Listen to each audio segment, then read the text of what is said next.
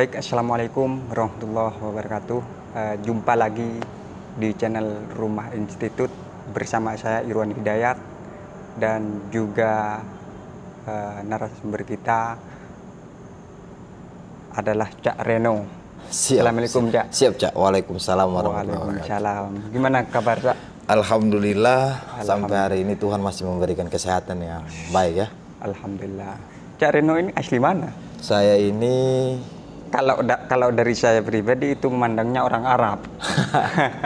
kalau saya ini asli Maluku, Al-Mulk ya dalam bahasa Arab. Maluku itu dalam bahasa Arab Al-Mulk yang artinya negeri para raja-raja. Iya, Nah, saya ini asli Maluku, tepatnya di Maluku itu di Provinsi Maluku, Kabupaten Maluku Tengah, Kecamatan Pulau Haruku.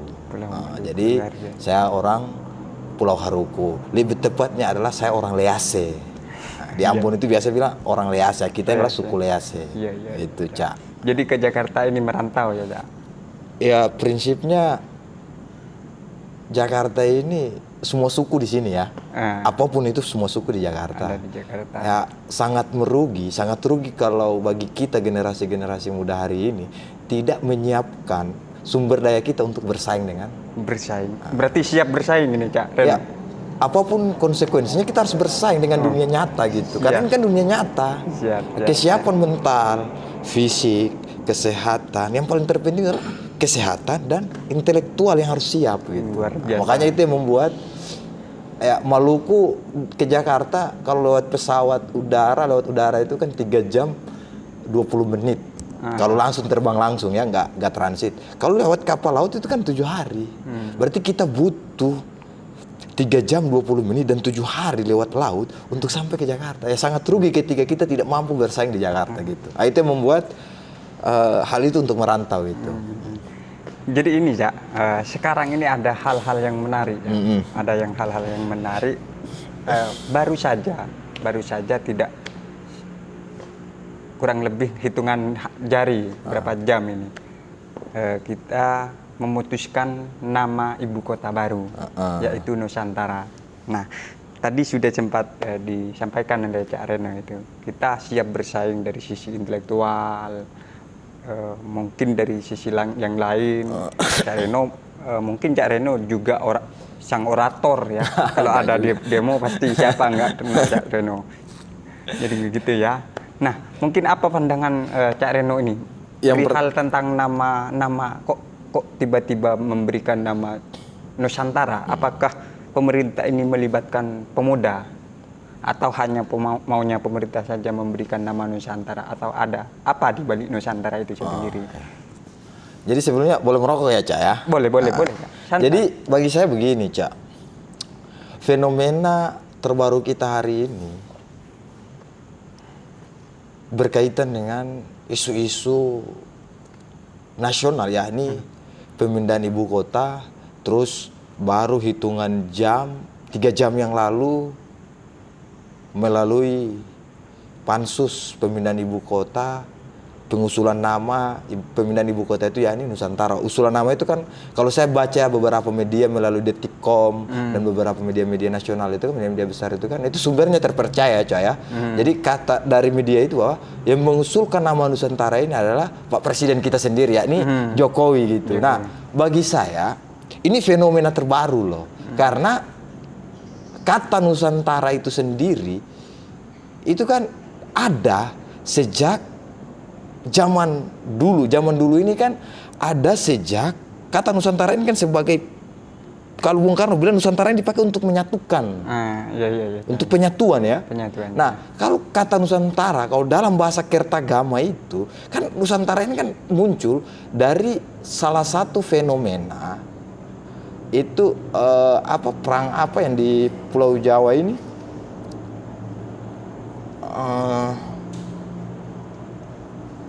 Apa yang kerajaan-kerajaan besar-besar itu waktu untuk perang itu. Nah, maksud saya penamaan ibu kota baru sebagai Nusantara ini sebenarnya harus dikaji ulang ya. Kalau saya baca beberapa media itu ada beberapa komentar yang menolak itu fraksi PKS. bukan menolak. Mereka bukan tanda kutip bukan menolak. Fraksi PKS bukan menolak. Tapi fraksi PKS membutuhkan harus panggil ahli bahasa untuk menafsirkan pemindahan ibu kota di Kalimantan Timur ini dinamakan Nusantara ini apa? Fraksi itu ya saya bilang semua fraksi hampir mendukung ya untuk penamaan itu. Tapi fraksi PKS memilih untuk bukan menolak, memilih untuk memanggil pakar-pakar bahasa untuk menafsirkan apa yang disampaikan oleh Pak Presiden kita Jokowi terkait dengan pemindahan ibu kota itu lalu penamaan ibu kota Nusantara itu. Nah, fraksi PKS saya pikir bukan menolak, tapi mereka lebih rasio ya. Fraksi PKS itu lebih rasional melihat proses pemindahan ini, bukan pemindahan, proses penamaan ini. Jadi mereka butuh betul juga, logis juga ketika fraksi PKS bilang ya harus panggil ahli bahasa untuk menafsirkan ini. Karena bagi saya begini, penamaan ini mengenai hajat hidup orang banyak loh. Oh, betul. Itu yang harus dikaji ulang. Iya, betul. Artinya kan gini ya, apa namanya, dari sekian banyak kurang lebih ada 80 nama. Hanyalah nama Nusantara yang terpilih menjadi nama baru di ibu kota Kalimantan itu sendiri adalah Nusantara. Nah, dari kajian-kajian itu mungkin dari pendapatnya Cak Reno gimana? Perihal kok dari sisi pandangan Cak Reno kenapa kok ada nama apa namanya Nusantara yang menjadi pilihan? Mungkin apa pendapatnya Cak Reno? Yang pertama, kita baru update ya terkait dengan pemindahan, bukan baru update, kita baru update terkait dengan nama ibu kota ini, Nusantara ini. Kita baru update dan saya juga belum terima atau belum baca di beberapa media atau literatur itu terkait dengan dari pansus itu berapa nama disodorkan gitu. Nah ini kan nama Nusantara yang diambil karena penyampaian lisan Presiden Jokowi untuk ibu kota negara yang baru itu dinamakan Nusantara, ibu kota Nusantara. Itu kan penyampaian lisan Jokowi itu. Akhirnya itu diakomodir oleh fraksi-fraksi yang di dalamnya ada pansus, panitia khusus untuk penamaan itu dan diakomodir. Nah, jadi untuk apa ya? Saya enggak banyak komen karena saya juga belum tahu terkait itu berapa nama sih ada misalnya penamaan ibu kota baru ini. Ataukah dari fraksi-fraksi yang lain ada menyodorkan, misalnya fraksi A menyodorkan ibu kota baru ini bagusnya namanya ini, misalnya fraksi B misalnya menyodorkan ibu kota baru itu bagusnya namanya ini, kan tidak ada. Nah, kita juga belum dapat informasi yang itu ya, valid terkait nama-nama itu ya. Ini kan tiba-tiba kita baca di beberapa media yang terpercaya, sumbernya terpercaya dan itu terkonfirmasi langsung ya bisa jadi hal itu sudah terakomodir terlebih dahulu untuk nama ibu kota baru itu Nusantara. Saya kira gimana pandangan Cak Reno ini perihal apakah menerima dengan nama ibu kota baru yaitu Nusantara? Saya menerima. No problem ya, saya tidak masalah. Saya tidak masalah. Karena tadi saya katakan di pertengahan tadi, ini kita bicara persoalan hajat hidup orang banyak. Betul. Misalnya ada beberapa komentar terkait penamaan itu.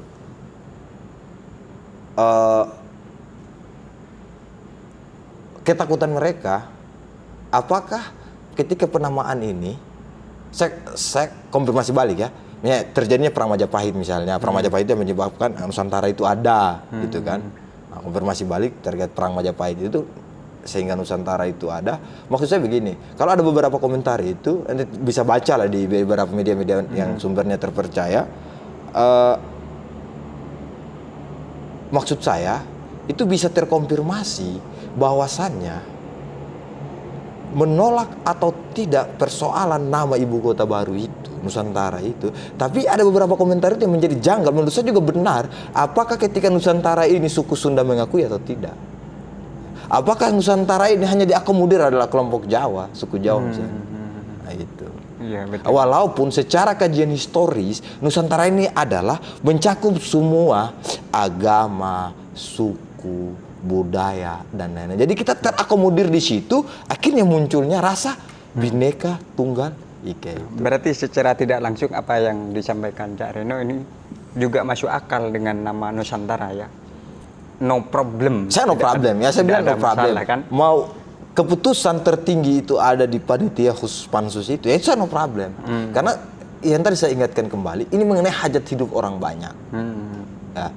Benar kata fraksi PKS, bukan ditinjau kembali, kita perlu memanggil para ahli bahasa untuk menganalisis ini kembali. Ahli antropolog, itu benar. Sangat rasional sekali ketika fraksi PKS dengan itu fraksi PKS sendiri loh. Fraksi PKS sendiri. Saya di lain sisi mau oposisi itu no problem bagi saya, tapi PKS sangat rasional di situ. Rasional. Jadi lebih sudut pandangnya lebih kepada PKS. Nah, kenapa kok tiba-tiba? Nggak apa-apa, ini fair-fair aja ya. Kenapa kok hanya memandangnya dari sudut PKS ini, Cak Reno? Enggak, karena yang tadi saya bilang, media yang sumber terpercaya yang saya baca, itu hanya PKS saja. Fraksi PKS yang bukan menolak dalam tanda kutip, tapi lebih mengedepankan rasio mereka untuk memanggil para ahli-ahli bahasa untuk menafsirkan nama ibu kota ini. Betul. Itu. Jadi saya tidak bilang ada fraksi-fraksi lain juga. Ada Golkar, ya kan? Ada PDIP, ada Gerindra, ada P3, ada Nasdem yang terwakilkan di dalam pansus itu. Tapi bagi saya,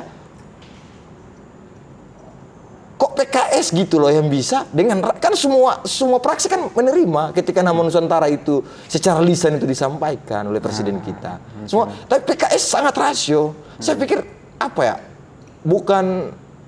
Bukan politis ya, bukan ya, Cak ya. Bukan, sekali lagi bukan politis, tapi bagi saya PKS masih menggunakan rasio mereka untuk penamaan ibu kota baru. Apa dengan fraksi-fraksi yang lain, dalam tanda kutip saya nggak bisa sebut nama ya, tidak rasio di dalam memberikan nama-nama untuk harus meninjau ulang istilahnya atau mengambil keputusan sebelum nama Nusantara atau gimana? Kalau saya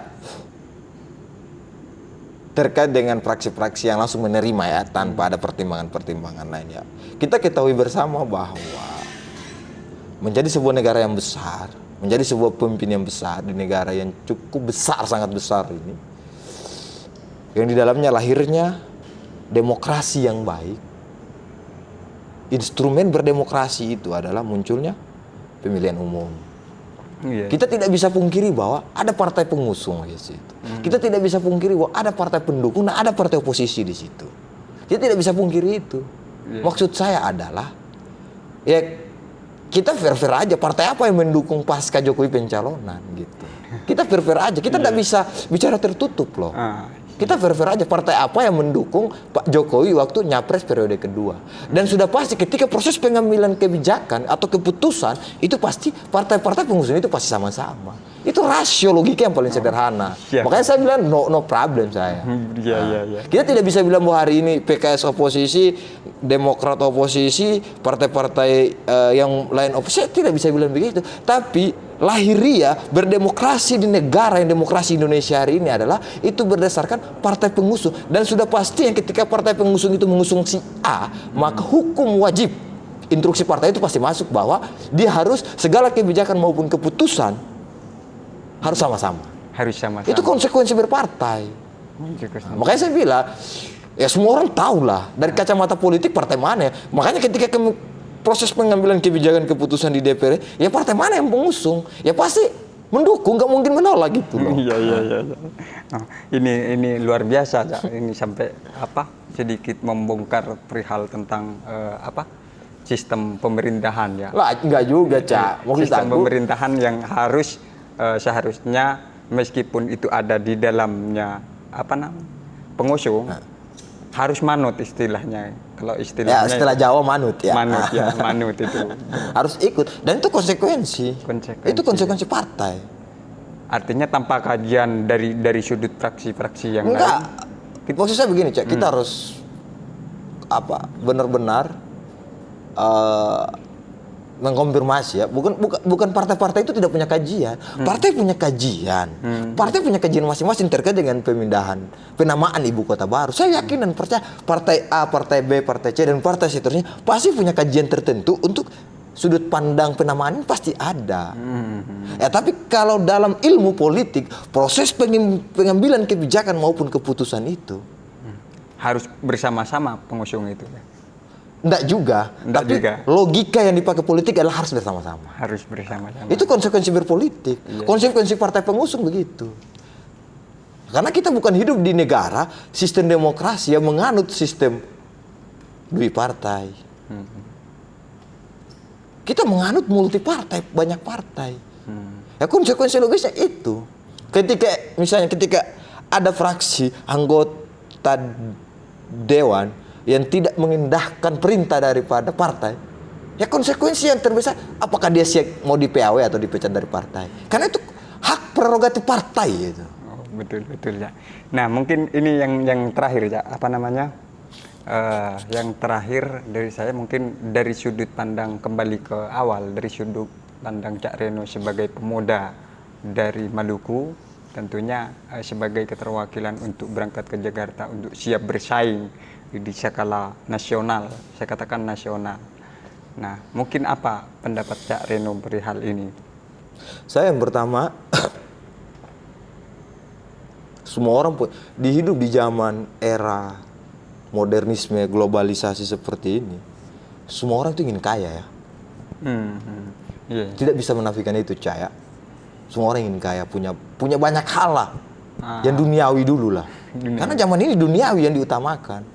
Ya saya juga tidak bisa menafikan diri saya bahwa saya juga lebih cari duniawi dan akhirat nantinya. Nah, tapi problem terbesar kita hari ini adalah tidak mampu mengembuskan emosional kita, mengeluarkan emosional kita untuk kita maju. Nah, saya mengambil keputusan untuk merantau ini bukan serta-merta ya saya harus ke Jakarta, bukan. Tapi sudah melalui kajian berapa tahun, 2 tahun saya mengkaji, belajar diri sendiri dulu, belajar mengenali diri dulu, baru saya harus ke Jakarta. Kita sebagai anak yang lahir dari bumi pertiwi, yang lahir dengan gen kebudayaan berbeda-beda, gen keagamaan berbeda-beda.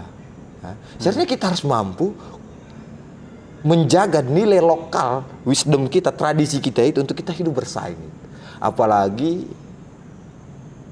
ya Jakarta ini, kalau ada beberapa orang bilang Jakarta ini tempat transit. Tempat transit gitu, Cak. Oke, Cak, itu kalau saya sih gitu. Nah, sebelumnya, Cak, saya mohon maaf ya.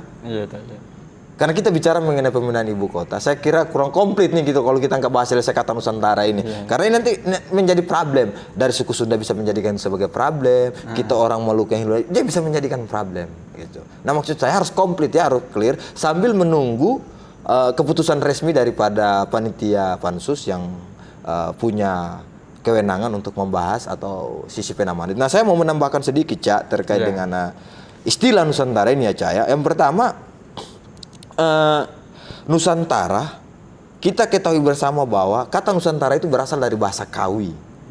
Bahasa Kawi ya, itu yaitu Nusantara itu ada pulau dan antara. Jadi pulau yang mengantarkan A ke si B gitu. Jadi Nusantara itu lebih ke, makanya Bung Karno memakai kata Nusantara itu kan sebagai penyatuan pemersatu bangsa pada saat itu. Dan kita harus sadari bersama pasca kemerdekaan, Indonesia menuju kemerdekaan, Indonesia merdeka itu kan ada perdebatan panjang di situ. Negara ini mau negara nasionalis kah, negara komunis kah, negara Islamis. Kenapa harus ada nama dengan terkait nama ibu kota? Ya nama itu sangat penting, Cak. Jakarta ini ada nama simbol juga. Apa? Jakarta. Ya Batavia kan? Batavia. Iya. Oh, gitu. Jakarta ini kan Batavia. Batavia. Ya. Yang apa monumen-monumen sejarahnya masih banyak, kalau nggak salah di Kota Tua, Cak. Itu cukup banyak lah di situ. Iya. Maksud saya kita harus komplit di sini. Nah, kata Nusantara ini sendiri, kalau di dalam kitab Kertagama itu menggambarkan terkait dengan konsep kenegaraan yang dianut. Jadi kerajaan besar pada saat kerajaan Majapahit memakai kata Nusantara dalam kitab Kertagama itu untuk satu konsep kenegaraan yang apa ya? Yang dianut oleh kerajaan Majapahit itu, Cak. Nah, jadi maksud saya gitu, ketakutan saya terjadinya miskomunikasi di antara proses penamaan ini. Proses. Nah, saya takutnya di situ aja, Ca. Iya, iya. Jangan Indonesia dengan kondisi, bukan Indonesia, dunia dengan kondisi pandemi seperti ini terus muncul wacana terbaru. Saya takutnya ada gesekan-gesekan lain gitu loh. Iya, iya, iya. Kita berharap bahwa negara NKRI yang kita cintai ini, Nusantara yang kita cintai ini, pandemi cepat berlalu, ya kan, agar kita bisa hidup normal kembali, bisa beraktivitas seperti biasanya sebelum pandemi, gitu, Ca. Iya, iya. Ya, kita berharap bahwa hal yang terbesar di dalam keputusan penamaan ibu kota baru di Kalimantan Timur ini, yakni ibu kota itu dengan penamaan Nusantara, bagi saya sebagai warga negara yang baik, warga negara Indonesia yang baik, apapun keputusan yang diambil oleh panitia khusus pembentukan penamaan itu, saya terima, tapi saya lebih memakai rasio yang dipakai oleh beberapa fraksi yang menolak tadi, bukan menolak, dalam tanda kutip, rasio alangkah baiknya bahwa panggil ahli-ahli yang mumpuni di bidang ilmu pengetahuan tersebut untuk mengkaji ulang. Saya lebih ke situ ya, Ca. Sebagai warga negara yang baik nih, kita apapun yang terjadi, kita tetap mendukung visi misi Pak Jokowi, presiden kita, bahwa Indonesia akan menuju Indonesia emas gitu. Kita harus komitmen dan kita harus berbesar hati bahwa kita akan mencapai kejayaan itu, Ca. Siap. Itu tugas kita bersama ya, Ca. Bukan saya hanya saja, tapi tugas kita bersama gitu, Iya, Ca. betul, Nah, saya berharap begitu, Ca. Nah, mungkin yang terakhir dan yang paling terakhir, yang paling terakhir mungkin ada pesan dan harapan untuk Rumah Institut ini, Cak, dari Cak Reno. Bagi saya, harapan terbesar saya, Cak, yang tidak boleh kita tinggalkan di zaman era transformasi digital seperti ini, era modernisasi seperti ini, yang tidak boleh kita tinggalkan ya, Cak, ya. Produktivitas. Itu yang kita tidak bisa tinggalkan. Nah, saya misalnya, Cak misalnya punya inisiatif dengan seorang diri membangun Rumah Institut, harus produktif gitu. Produktif. Nah, karena masa keemasan kita kan sekarang nih, Cak, itu. Untuk menuju kejayaan itu kan kita. Karena kita akan di era ini kita masuk babak baru, babak bonus demografi itu kalau orang ilmuwan bilang kan. Bonus demografi ini kan usia 18 tahun sampai dengan 40 tahun. Itu usia produktif untuk masuk di bonus baru, babak baru bonus demografi itu. Yang paling terpenting itu adalah kita harus sehat. Kita harus cerdas secara pikiran dan kita harus produktif. Nah, saya pikir bahwa dengan hal seperti ini Rumah Institut harus tetap memproduksi narasi-narasi yang bisa memancing syahwat intelektual masyarakat untuk tetap produktif gitu. Jadi pesan terakhir saya, Rumah Institut tidak boleh vakum dengan ide-ide yang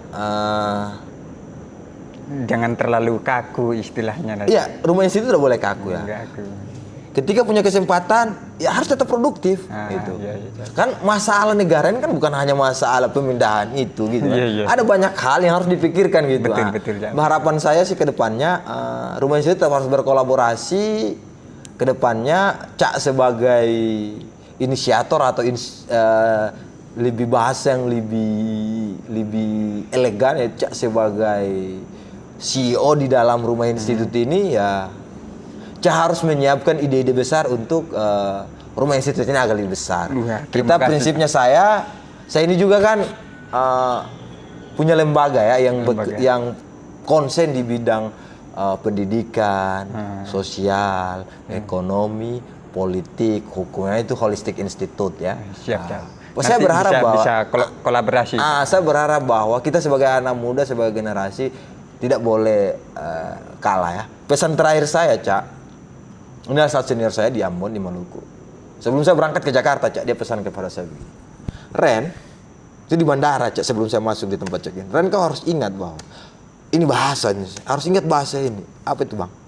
Setiap generasi yang lahir, generasi itu akan diverifikasi masa tumbuhnya. Kita generasinya kita akan diverifikasi. Siapa yang kuat, dia akan bertahan, survive. Terus terakhir sebelum dia menutup itu dia bilang bahwa Ren, yang paling terpenting dalam hidup adalah ide tidak boleh Kosong. mati.